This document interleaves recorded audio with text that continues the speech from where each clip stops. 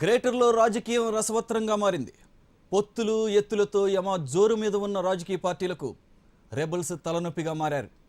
Rebels బెడదను Telangana Telugu తమ్ముళ్ళు ఎలా అధిగమిస్తారు? గ్రేటర్లో తెలుగుదేశం వ్యూహాలేంటి? ఇలాంటి విషయాలపై చర్చించడానికి తెలంగాణ తెలుగుదేశం అధికార ప్రతినిధి రాజారాం యాదవ్ గారు ఇవాల్టి మన హలో ఎన్ఆర్ఐలో స్టూడియోలో ఉన్నారు. ఆయనతో మాట్లాడాలనుకునేవారు ఎన్ఆర్ఐలు స్క్రీన్ మీద కనిపిస్తున్న నెంబర్లకు కాల్ చేయొచ్చు.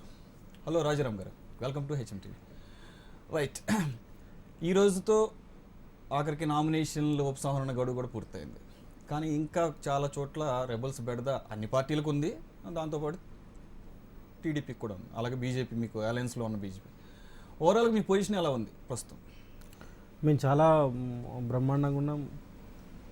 చాలా పగడ్బందీ వ్యూహంతో లోకేష్ గారి మార్గదర్శకత్వంలో మా తెలంగాణ తెలుగుదేశం పార్టీ నాయకులు రమణ గారు, రేవంత్ రెడ్డి గారు, దయాకర్ రావు గారు, సీనియర్ నాయకత్వం అంతా కూడా పెద్ద ఎత్తున ఒక పక్క ప్రణాళికతోటి తెలుగుదేశం పార్టీ సంబంధించి అట్లాగే బీజేపీకి సంబంధించినటువంటి అభ్యర్థుల ఖరారు అంతా కంప్లీట్ అయిపోయింది. ఆల్మోస్ట్ ఆల్ బీఫామ్లు కూడా ఇవ్వడం జరిగింది. ప్రచారంలో గత 15 రోజుల నుంచి కూడా మా వాళ్ళంతా ప్రచారం చేసుకుంటా ఉన్నారు. మాకు ఇక్కడ బలమైనటువంటి క్యాడర్ ఉన్నది. గత 2014లో జరిగిన ఎలక్షన్లో దాదాపుగా 24 మంది ఎమ్మెల్యేలకు పోటీ చేస్తే ఇక్కడ గ్రేటర్ హైదరాబాద్ పరిధిలో 24 మంది జిహెచ్ఎంసీ పరిధిలో మాకు 14 ఎమ్మెల్యేలు వచ్చారండి. 2 ఎంపీలు మేము గెలుచుకోగలిగినాం ఇక్కడ. అంతకుముందు జరిగినటువంటి జిహెచ్ఎంసీ ఎలక్షన్లో కూడా మీకు 45 మంది కార్పొరేటర్లు ఇక్కడ గెలుచుకున్న పరిస్థితి. TDP, BJP 6. అంటే దాదాపుగా మీకు చాలా బలమైనటువంటి మాకు సెంటర్. మీరు చెప్పింది కరెక్ట్. అప్పుడు పరిస్థితులు వేరు. ఇప్పుడు తెలంగాణ కొత్త రాష్ట్రం ఏర్పడిన తర్వాత టీఆర్ఎస్కి అసలు అంతకుముందు జిహెచ్ఎంసీ ఎలక్షన్స్లో పోటీ చేసే పరిస్థితి లేదు, క్యాండిడేట్సే దొరకని పరిస్థితి నుంచి ఈరోజు వారి హవా కొద్దిగా ఎక్కువ కనపడుతుంది. ఏమిటంటే మీరు హవాని ఎట్లా చూస్తారంటే వాళ్ళ యొక్క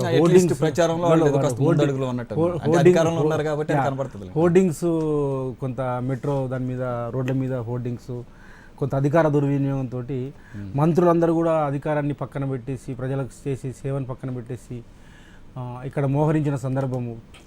అంటే వాళ్ళు డిఫెన్స్లో ఉండి అఫెన్స్ మోడ్లో పోతూ ఉన్నటువంటి పరిస్థితి.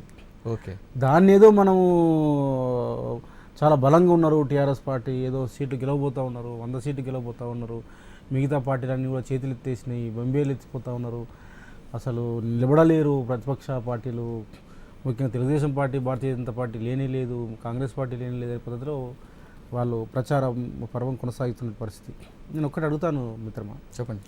వారికి నిజంగా వారి కేసీఆర్ గారి అభివృద్ధి అంటే ఈ తెలంగాణలో అధికారంకి వచ్చిన తర్వాత వాళ్ళు బలంగా ఉన్నామని చెప్పుకుంటున్న పరిస్థితి, వారికి అంత నమ్మకం ఉంటే కేసీఆర్ గారు చేసినటువంటి జిహెచ్ఎంసీ పరిధిలో చేసినటువంటి అభివృద్ధి మీద, లేదా ఈ 18 నెలల కాలంలో గత 2014లో జరిగిన ఎన్నికల్లో ఇచ్చినటువంటి హామీని నెరవేర్చుకుంటూ ఆ నెరవేర్చే క్రమంలో దూసుకుపోయి డబుల్ బెడ్రూమ్ కానీ, లేకపోతే 3 ఎకరాల భూమి కానీ, ఇంటికి ఉద్యోగం కానీ, వాళ్ళ గొప్ప అడ్మినిస్ట్రేషన్ కానీ, ట్రాన్స్పరెన్సీగా జరుగుతున్నటువంటి అడ్మినిస్ట్రేషన్ కానీ, ఫామ్ హౌస్లో కూర్చోకుండా రోజు 18 గంటలు, రోజు 24 గంటలు అసలు పరిపాలనలో నిమగ్నమై ప్రజల కోసం నిత్యం పనిచేస్తున్నటువంటి ముఖ్యమంత్రి గారి అభివృద్ధి నమూనా మీద వారి నమ్మకం ఉంటే, వారి మీద వారికి విశ్వాసం ఉంటే, పక్క పార్టీకి సంబంధించిన టీఆర్ఎస్, టీడీపీకి సంబంధించినటువంటి అభ్యర్థుల్ని, కాంగ్రెస్ పార్టీ నాయకుల్ని, బీజేపీ నాయకుల్ని ఎందుకు అద్దెకు తెచ్చుకుంటున్నారండి వాళ్ళు? నేను ఒకటి చెప్తాను, వారి బొమ్మ మీద వారు పోవాలనుకుంటే కేటీఆర్ గారు వారి తండ్రి వారేమంటున్నారంటే మిగతా పార్టీల్లో ఉన్న నాయకులు, కార్యకర్తలు ఇప్పుడు తెలంగాణ సిద్ధించిన తర్వాత తెలంగాణ అభివృద్ధి టీఆర్ఎస్ ద్వారానే సాధ్యం, కేసీఆర్ నాయకత్వంలోనే సాధ్యం అని చెప్పేసి వాళ్ళు నమ్మారు కాబట్టి మా పార్టీలో జాయిన్ అవుతున్నారు. వారి గుండె మీద చేయి పెట్టుకొని చెప్పానండి, వారు ఎట్లా వస్తూ ఉన్నారు. నేనేమంటున్నానంటే 2001 నుంచి టీఆర్ఎస్ పార్టీ కార్యకర్తలు తెలంగాణ ఉద్యమంలో పనిచేసిన వాళ్ళు చాలా ఉన్నారండి. ఇలా వాళ్ళు గెలవరా అండి?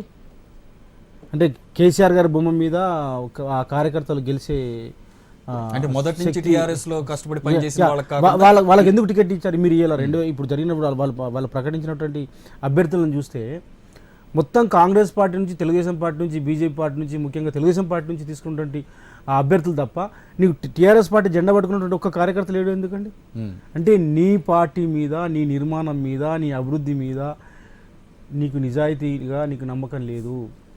మాకు నమ్మకం అందుకు ఉంది ఏదో ఒక కాబట్టి- పద్ధతిలో మాకు నమ్మకం ఉంది కాబట్టి 100 సీట్లు గెలుస్తాము, 100 స్థానాలు మావి, 100 డివిజన్ మావి అని చెప్పేసి ఫేస్ ఆఫ్ ది హైదరాబాద్ గా ఈ మధ్య ప్రొజెక్ట్ చేయబడినటువంటి కేటీఆర్ గారు చాలా గంట పద్ధతి చెబుతున్నారు. ఆయన సవాల్ కూడా చేశారు. ఇక్కడ ఒక ఇంపార్టెంట్ పాయింట్ ఏంటంటే, నేను రాజకీయాల నుంచి విరమించుకుంటాను, మంత్రి పదవికి రాజీనామా చేస్తానని చెప్పి ఈ సవాల్ని మీరు స్వీకరిస్తారా అని చెప్పేసి టీడీపీ బీజేపీ నుంచి మేము స్వీకరించాము, వారు పారిపోయారు. మా రేవంత్ రెడ్డి గారు స్వీకరించారు. 100 సీట్లు కనుక నువ్వు గెలిస్తే నేను రాజకీయాల్లో తప్పుకుంటా అని చెప్పేసి రెండో రోజు చెప్పారు. రేవంత్ రెడ్డి గారు కేటీఆర్ గారు పారిపోయారు. ఎక్కడ కూడా దాని మీద నిలబడే పరిస్థితి లేదు. ఏమంటున్నట్టే వారి మీద వారు సింగిల్గా 100 సీట్లు గెలుస్తామనే నమ్మకం వాళ్ళకి లేదు. ఎంఐఎంకు 30-40 సీట్లు వస్తాయి.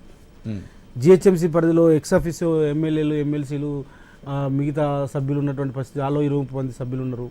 20, 50 అయినాయి.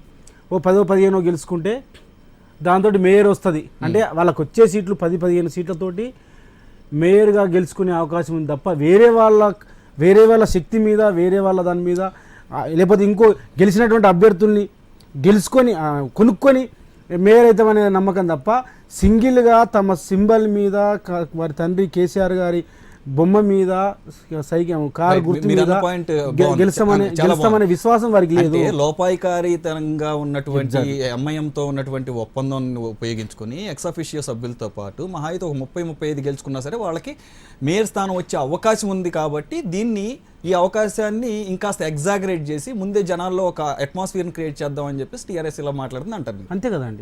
ఇప్పుడు అవసరమైతే వేరే అభ్యర్థుల్ని, గెలిచిన అభ్యర్థులను కొనుక్కోవడం ద్వారా మేము మేయర్ను గెలుచుకుంటామని చెప్తున్నారు తప్ప, లేదు మేము సింగిల్గా టీఆర్ఎస్ పార్టీ సింబల్ మీద మాకు 50 వస్తాయి, మాకు 60 వస్తాయి, లేదు 70 వస్తాయి, లేదు 80 వస్తాయి, మాకు 100 వస్తాయి అని చెప్పే ధైర్యం ఈ టీఆర్ఎస్ పార్టీకి ఉందా అండి?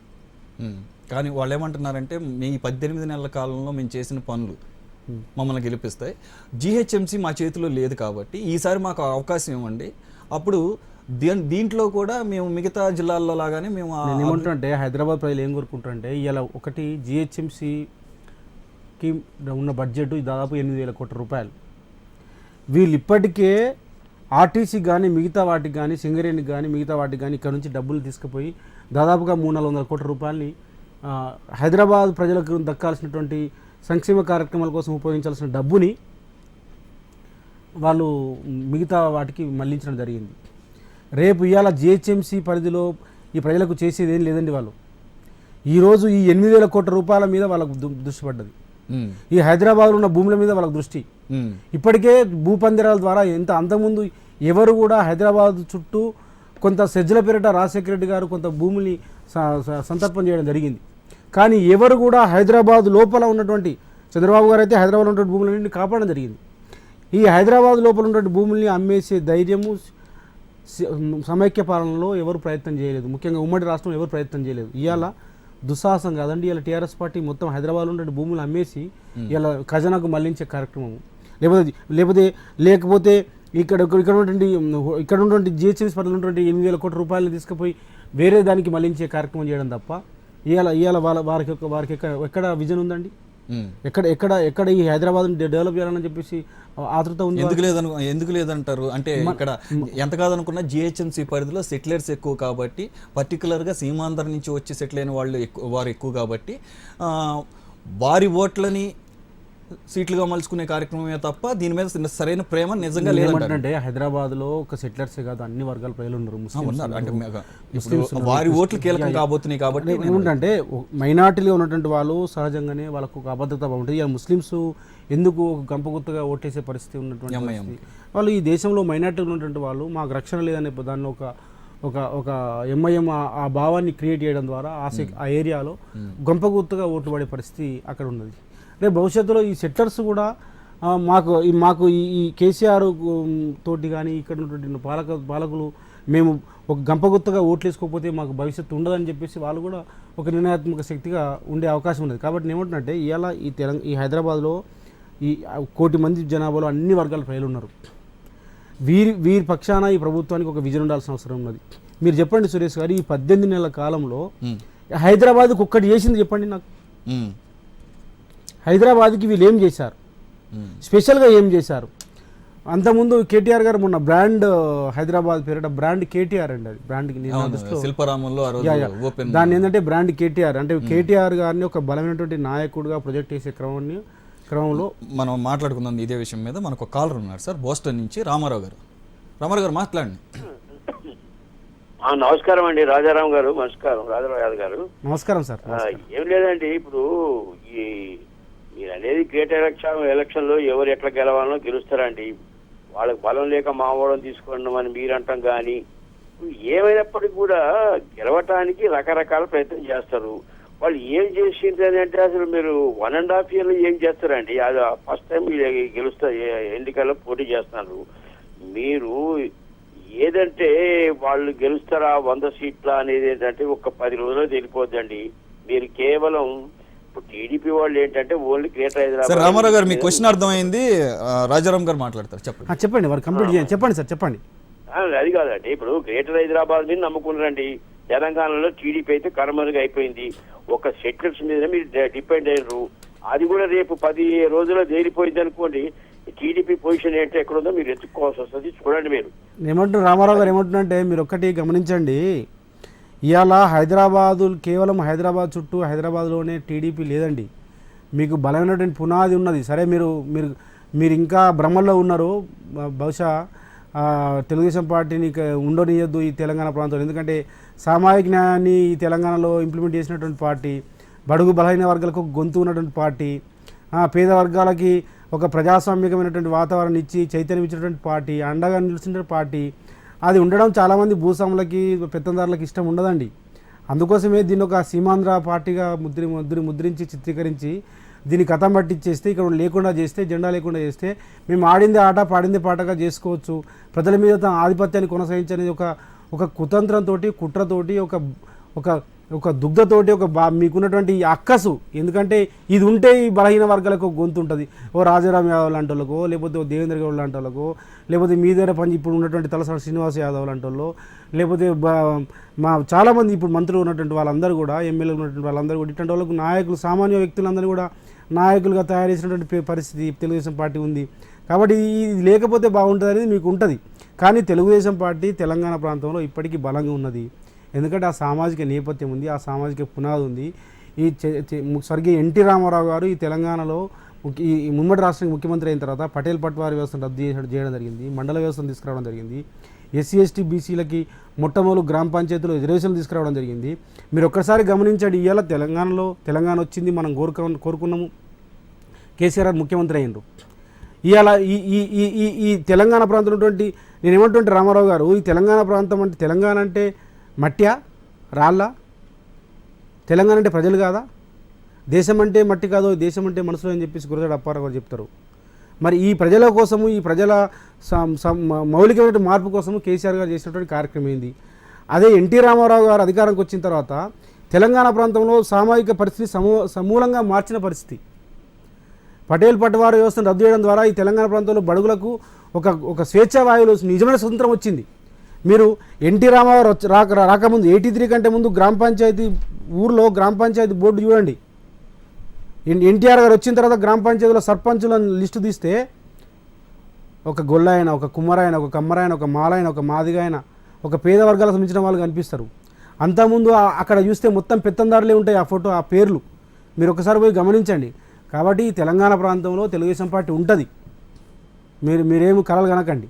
రైట్ సార్, మనం ఇందాక మాట్లాడుకుంటున్నట్టు మనం ఈ సీమాంధ్ర ఓట్లు పర్టికులర్గా సెటిలర్స్, ఆ పదం కూడా కొద్ది కాంట్రవర్షియల్గా మారింది ఈ మధ్యకాలంలో. ఒకళ్ళేమో సెటిలర్స్ అంటే తప్పులేదని చెప్పేసి ఒకళ్ళు అంటారు, ఉన్నవాళ్ళంతా సెటిలర్స్ అని చెప్పేసి ఒకళ్ళు అంటారు, ఉన్నవాళ్ళంతా హైదరాబాద్ అని ఇంకొకళ్ళు అంటుంటారు. సరే ఏదైనా పదం పక్కన పెట్టేస్తే సీమాంధ్ర నుంచి వచ్చి సెటిల్ అయిన ఇక్కడ వాళ్ళ ఓట్లు చాలా కీలకం. అది చాలా బలంగా ఉన్నటువంటి పార్టీ ఒక టైంలో, ఇప్పుడు తెలుసులేండి 10 రోజుల్లో అసలు ఇంకా వాళ్ళు ఎటువైపు ఉన్నారనేది. టీడీపీ ఎంత కాదనుకున్నా బలంగా ఉంది ఒక టైంలో. సో ఇప్పుడు ప్రస్తుతం తెలంగాణ వచ్చిన తర్వాత మీరు ఎలా వెళ్ళబోతున్నారు? అంటే ఇంతకు ముందు చంద్రబాబు నాయుడు హయాంలో హైదరాబాద్ అభివృద్ధి చెందింది, హైటెక్ సిటీ రూపుదాల్చుకుంది, అదే ఎజెండాతో, లేకపోతే ఆ చేసిన పనులనే చెప్పుకుంటూ వెళ్దాం అనుకుంటున్నారా, లేకపోతే ఏ విధంగా టీఆర్ఎస్ని ఎదుర్కో? ప్రధానంగా మీరు గమనించండి, హైదరాబాదుని నిజాం కాలం నుంచి ఈ హైదరాబాద్కు ఒక ప్రత్యేక స్థానం ఉందండి. ఈ ప్రపంచ స్థాయిలోనే హైదరాబాద్కు ఒక గుర్తింపు ఆ రోజు నుంచి కూడా ఉన్నటువంటి పరిస్థితి. 1990లోనే ఉస్మాన్ యూనివర్సిటీ లాంటి యూనివర్సిటీ రావడం జరిగింది, హాస్పిటల్స్ రావడం జరిగింది. వాళ్ళు ఒక 20-30 అంటే దాదాపుగా కొన్ని 200 సంవత్సరాలు ఒక చరిత్ర నిజాంలు వాళ్ళంతా కూడా ఒక ప్రయాణంలో భాగంగా హైదరాబాద్ ఏర్పడ్డది. హైదరాబాద్ ఒక పెద్ద సిటీగా ఈ దేశంలోనే ప్రపంచంలోనే గుర్తింపు పొందింది. కానీ దాని తర్వాత మీరు ఒక 10 సంవత్సరాల్లో చంద్రబాబు గారు ముఖ్యమంత్రి అయిన తర్వాత ఒక 9 సంవత్సరాల పీరియడ్లోనే ఒక సైబరాబాద్ నగరాన్ని, అంటే 200 సంవత్సరాలు పట్టింది హైదరాబాద్ నగర నిర్మాణానికి. చార్మినార్ మొదలుకొని నీకు అనేక హుస్సేన్ సాగర్ కానీ, లేకపోతే ఉస్మాన్ సాగర్ కానీ, ఫీవర్ హాస్పిటల్ కానీ, ఇవన్నీ కూడా ఒక చరిత్ర వారు చేసింది. కానీ దాని అంతకంటే చాలా చాలా అభివృద్ధి, అంటే తక్కువ టైంలో ఒక 10 సంవత్సరాల కాలంలో సైబరాబాద్ ముందు హైదరాబాద్ సికింద్రాబాద్ గా ఉన్న ట్విన్ సిటీస్ ని సైబరాబాద్ అనే ఒక కొత్త ప్రాంతాన్ని డెవలప్ చేసి ఒక విజన్ తోటి 2020 విజన్ పెట్టుకొని సైబరాబాద్ నిర్మాణం చేసి హైటెక్ సిటీ నిర్మాణం చేసి ఇవాళ మెట్రో ప్రాజెక్ట్ సంబంధించినటువంటి ప్రాజెక్టు దానికి సంబంధించినటువంటి అంకురార్పణ కానీ, డిజైన్ కానీ, లేకపోతే ఈరోజు ఉన్నటువంటి హైదరాబాద్లో మనం చూస్తున్నటువంటి ఫ్లైఓవర్స్ కానీ, లేకపోతే ఔటర్ రింగ్ రోడ్ కానీ, నీకు ప్రపంచంలోనే ఈ హైదరాబాద్ చుట్టూ కొన్ని 100 కిలోమీటర్ల నిర్మాణం చేసినటువంటి పరిస్థితి, ఎక్స్ప్రెస్ హైవేను, శంషాబాద్ ఎయిర్పోర్టు, ఇవాళ అద్భుతమైనటువంటి ముఖ్యంగా ఐటీ రంగాన్ని చంద్రబాబు గారు ఒక చకోర పక్షిలాగా తిరిగి బిల్ క్లింటన్ పట్టుకొని. కాకపోతే ప్రస్తుతం తెలంగాణలో అధికారంలో ఉంది టీడీపీ కాదు, బీజేపీ కాదు, టీఆర్ఎస్ ఉంది. సరే, అది పక్కన పెడితే బీజేపీతో సహకారం, బీజేపీ కేంద్ర ప్రభుత్వంలో అధికారంలో ఉంది కాబట్టి అక్కడ కూడా మాకు అలయన్స్ ఉంది కాబట్టి మేము మిత్రులం కాబట్టి అక్కడ నిధుల ద్వారా మేము ఖచ్చితంగా హైదరాబాద్ అభివృద్ధి చేస్తామని మీరు వెళ్తున్నారు ఇద్దరు కూడా బీజేపీ. కానీ ఆదిలోనే హంసపాదులాగా మీ మధ్యలో ఎందుకని ఈ ఒప్పందం మీ మధ్యలో ఎందుకని అది సాఫల్యం కాలేదు? ఈరోజు చూస్తే 10 చోట్ల బీఫారాలు బీజేపీ కేటాయించిన చోట కూడా టీడీపీకి ఇచ్చారని చెప్పేసి దానికి పోటీగా నేను ఏమంటున్నట్టే అవి చిన్న సీట్ల దగ్గర, ఎందుకంటే 150 డివిజన్స్లో సీట్లు పంచుకునే క్రమంలో అక్కడక్కడ 2-3 జరుగుతాయి. కానీ ఇలా బీజేపీ తోటి టీడీపీ పొత్తు అనేది ఇలా కొత్త కాదు, ఇలా జిహెచ్ఎంసీ కాదు, 2014లో ఉంది, అంతకుముందు వాజ్పేయి గారు ఉన్న సందర్భంలో ఉంది. నేచురల్ అలయన్స్ అండి. తెలుగుదేశం పార్టీ, భారతీయ జనతా పార్టీ మొదటి నుంచి కూడా ఒక మిత్రమైనటువంటి మాకు ప్రధానమైనటువంటిది కాంగ్రెసేతర ప్రభుత్వాన్ని స్థాపించే లక్ష్యంగా ఆ రోజు నందమూరి తారక రామారావు మొదలుకొని చంద్రబాబు గారు ప్రతి సందర్భంలో కాంగ్రెస్ను అధికారం రానియకుండా కొన్ని సందర్భాల్లో వామపక్ష పార్టీలతోటి, కొన్ని సందర్భాల్లో సెక్యులర్ పార్టీలతోటి, కొన్ని సందర్భాల్లో భారతీయ జనతా పార్టీ లాంటి పార్టీతో పొత్తు పెట్టుకోవడం జరిగింది ఖచ్చితంగా. కాబట్టి ఆ క్రమంలో ఒక విశ్వసనీయమైన వ్యక్తిగా చంద్రబాబు గారు ఉన్నారు. ఆ రోజు వాజ్పేయి గవర్నమెంట్ మైనార్టీ ప్రభుత్వాన్ని ఒంటి చేత్తో నిలబెట్టినటువంటి పరిస్థితి, వాజ్పేయి గారి సహకారంతో హైదరాబాద్ను ఎంతో అభివృద్ధి చేసినటువంటి పరిస్థితి. కాబట్టి దాన్ని ప్రధానంగా తీసుకొని మేము వెళ్తా ఉన్నాము. ఒక విజన్ ఉన్నటువంటి నాయకుడు, ఒక డెవలప్మెంట్ చేయగలిగే ఒక నాయకుడు. మీరు బీజేపీతో అలయన్స్లో ఉన్నారు కాబట్టి, సారీ మిమ్మల్ని కట్ చేస్తున్నాను, ఇక్కడ ఒక క్వశ్చన్ అడగాల్సిన అవసరం ఉంది. ప్రస్తుతం 4 రోజులుగా హైదరాబాద్ మొత్తం కాదులేండి, హైదరాబాద్ సెంట్రల్ యూనివర్సిటీ అట్టుడుకుతోంది ఒక దళిత విద్యార్థి ఆత్మహత్య నేపథ్యంలో. దీనికి ఆపోజిట్గా ఉన్నది ఏబీవీపీ కార్యకర్తలు అనేది. ఆ గొడవలో భాగంగా అతను ఆత్మహత్య చేసుకున్నాడని చెప్పేసి. ఏదేమైనా దీంట్లో బీజేపీ కేంద్ర మంత్రులు ఇన్వాల్వ్ అవటం, దానికి టీఆర్ఎస్ ఎంత కాదనుకున్నా మేము న్యూట్రల్గా ఉన్నామని చెప్తూనే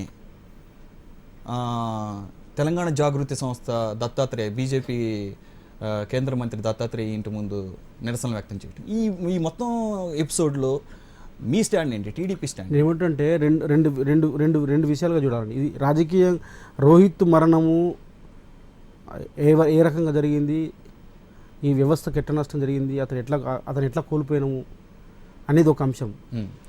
రెండో అంశము జిహెచ్ఎం సెలక్షన్స్లో ఏమన్నా ఎఫెక్ట్ పడుతుందా అనేది రెండో అంశం. మీ పాయింట్ కూడా అది. నేనేమంటున్నానంటే రోహిత్ అంశం మనం మాట్లాడదాం.